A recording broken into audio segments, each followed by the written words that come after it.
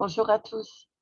Je voulais faire un petit point par rapport à être thérapeute, à ce que c'est finalement, et puis à notre mode de travail ou de fonctionnement. C'est pas si évident. Euh, Comprendre l'être humain, c'est le comprendre sur plein de plans, et nous travaillons sur le plan spirituel, mental, émotionnel et corporel. On a vraiment des plans différents d'accès. Alors, pour accéder à l'autre, hein, au patient en lui-même, donc ce sera son terrain qu'il utilise majoritairement. Et nous, nous, en tant que thérapeute, on doit vraiment s'adapter à la résonance qui nous est envoyée. C'est-à-dire que le chemin d'accès va être celui que l'on va employer en premier pour arriver à l'objectif final, un retour à soi, un retour à qui est la personne. Donc, notre accompagnement est de faire descendre quelqu'un parce qu'il n'est pas dans son corps. Concrètement, il n'est pas dans la matière, il n'est pas dans son corps. Donc, quand on développe en formation nos capacités de thérapeute, qui sont que des capacités humaines hein, en soi, c'est-à-dire qu'on va aller nous-mêmes faire ce travail, on fait nous-mêmes le même travail que l'on apporte en thérapie, parce que c'est parce que je connais, parce que je l'ai fait ce chemin, que je peux aujourd'hui le reconduire et guider la personne dans ce chemin-là.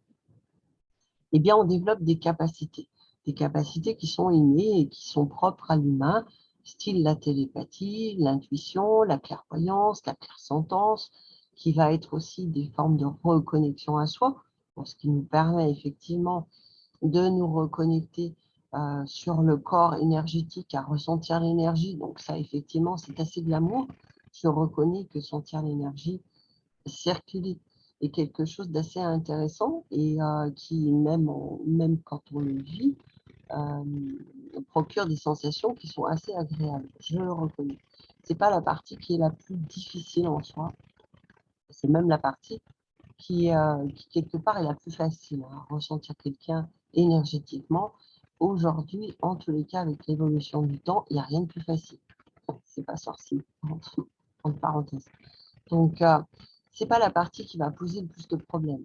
La partie sur le corps émotionnel, quand on se connecte au corps émotionnel, vu que on revient dans cet état d'innocence, hein, c'est le but du jeu en tous les cas, donc d'enfant, et ben on devient des vraies éponges émotionnelles. Alors c'est sûr que si je n'ai pas libéré moi-même mes charges émotionnelles, ça va faire des pops à longueur de temps avec nous.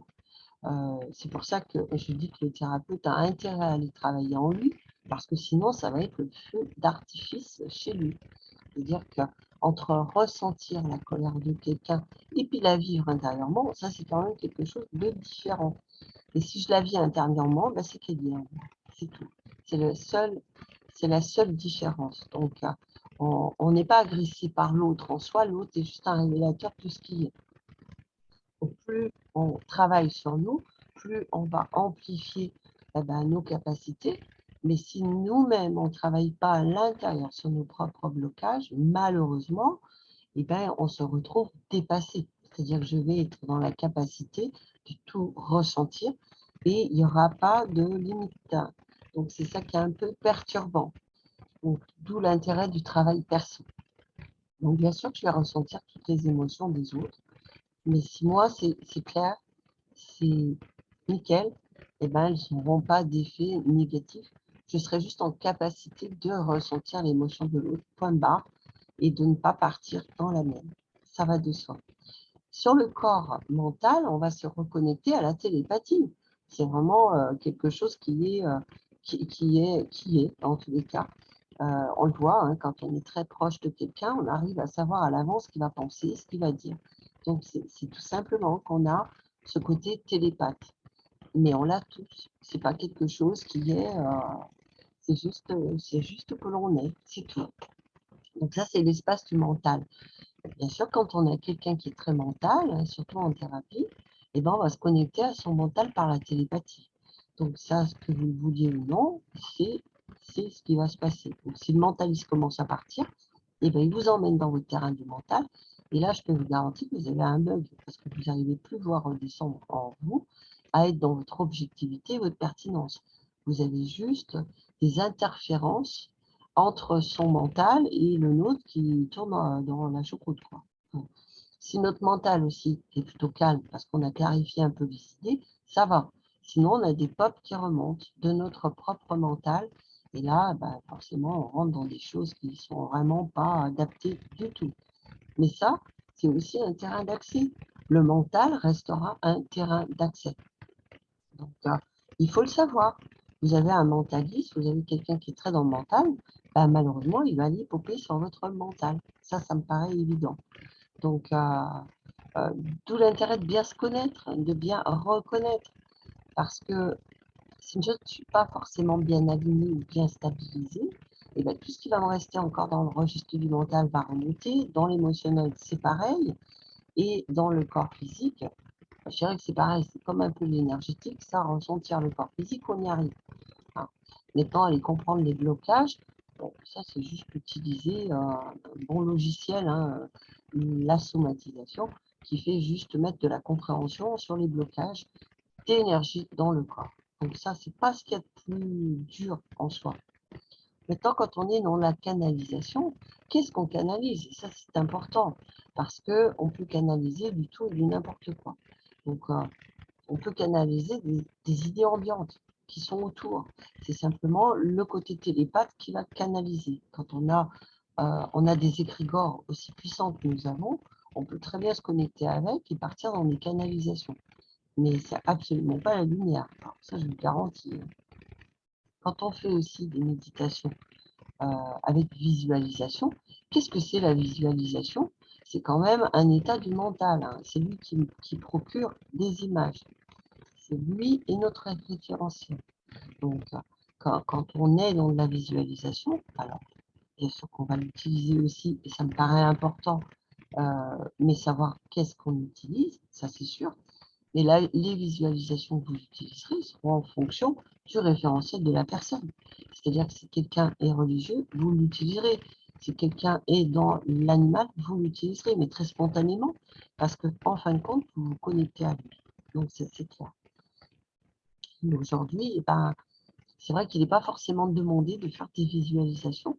Et on voit bien que le mental des gens est plus calme parce qu'on en a beaucoup moins. On a moins de visualisations. Et le but, c'est quand même de beaucoup moins y être, mais d'être davantage dans le ressenti plutôt que d'aller visualiser. Nos visualisations ne sont que des représentations. C'est le spirituel. Donc, dans le spirituel, tout ce qu'on peut avoir en visualisation, style les anges, style Dieu, style peu importe, je dirais que c'est des étapes et qui sont indispensables afin de redescendre pour retrouver un calme qui soit complètement plat et, et où il n'y a rien finalement. Il n'y a rien parce que qui nous guide, c'est nous à la finalité. Donc, les énergies, elles viennent de la source, ça je reste tout à fait d'accord. Maintenant, toutes les images, tout ce qu'on peut en avoir, ce n'est que terrestre, parce que finalement, ce sont des représentations que nous avons créées et qui sont encore à nous maintenir dans des choses, je ne dis pas que ça n'existe pas, mais est-ce qu'elles sont vraiment telles que nous, on les décrit? Enfin, il y a tellement de choses qu'aujourd'hui, c'est un peu difficile de savoir de quoi les gens y parlent. C'est vrai que pour aller travailler sur quelqu'un, il va falloir le faire redescendre. Alors oui, le faire redescendre, ben, je vais m'adapter déjà à qui j'ai en face. Si j'ai quelqu'un qui est très mentaliste, je vais entendre au niveau de son mental, mais surtout, je ne reste pas branché dessus. Je vais moi me reconnecter pour essayer de voir pas à ce niveau-là, là, le troisième œil. C'est-à-dire que je joue d'autres capacités qui vont me montrer tous les blocages. Je sais dans ma logistique ce qu'il y a à faire et comment m'y prendre, mais après je laisse faire. Je me laisse guider. L'émotion, c'est pareil. Dans l'émotion, je vais ressentir, je vais faire aller la personne dedans, je vais aller retrouver derrière qu'est-ce qu'il y a, je vais libérer cette énergie de vie qui est restée bloquée. Mais tout est un jeu d'énergie coincé.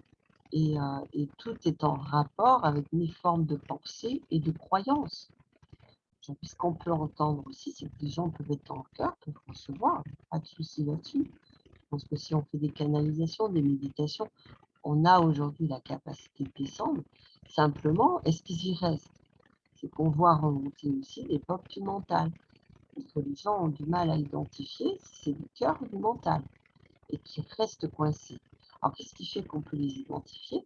Eh ben, c'est s'il y a de l'émotion. Si la personne elle répond, si la personne, bah, c'est que c'est pas OK. Donc, on n'est pas sur le cœur, mais bien sur la tête. Il n'y a que la tête qui répond. Le cœur est OK. Donc, de toute façon, ça, c'est vraiment d'une logique. Même quand on a tort, qui a tort? C'est le mental. C'est pas du tout l'être que nous sommes à l'intérieur et que là, pour nous amener le meilleur. Il n'y a jamais d'échec, il n'y a jamais d'avoir tort. C'est que le mental qui dit ça, c'est que le mental qui se sent agressé, c'est que le mental qui papote. Donc vraiment, être thérapeute aujourd'hui, c'est être je descends. Et surtout, je laisse plus parler cet ego démesuré parce que ça devient pénible d'avoir en face des gens qui sont dans des convictions. Alors, c'est leur conviction, mais pas ce qui est dans l'instant. Et quand on est là-dedans, on oublie le client, on oublie qui que ce soit, même des gens qu'on aime, malheureusement. Donc, voilà, j'avais envie de faire ce petit point. Et juste pour rappeler que c'est pas rien et que d'être thérapeute, on est responsable. On est responsable de nos mots, on est responsable de ce que l'on porte, et c'est pas anodin quand même. Donc, être libre soi permet de rendre libre l'autre, non pas dépendant. Sinon, on n'est pas dans le vivant. C'est vraiment trouver le chemin à chacun pour revenir à qui il est. Voilà. Je vous souhaite une très bonne soirée. À bientôt.